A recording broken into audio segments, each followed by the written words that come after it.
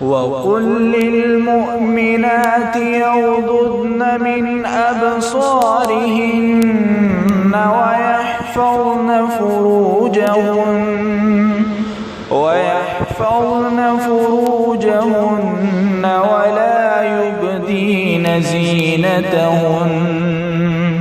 ولا يبدين زينتهن إلا ما ظهر منها وليضربن بخمرهن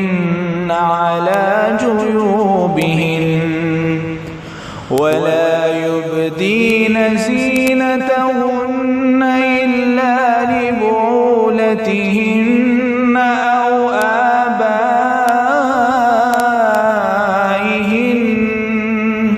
أو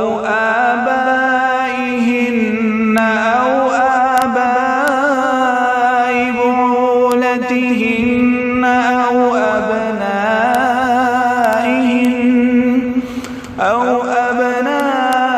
أبنائهن أو أبناء بعولتهن أو إخوانهن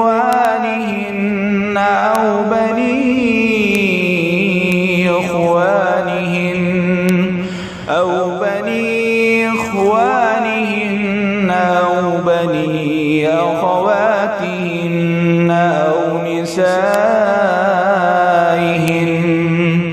أو نسائهن أو ما ملكت أيمانهن أو التابعين غير أولي الإربة من الرجال أو الطفل الذين لم يظهروا على عورات النساء ولا يضربن بأرجلهن ليعلم ما يخفين من زينتهن وتوبوا إلى الله جميعا أيها المؤمنون لعلكم تفلحون.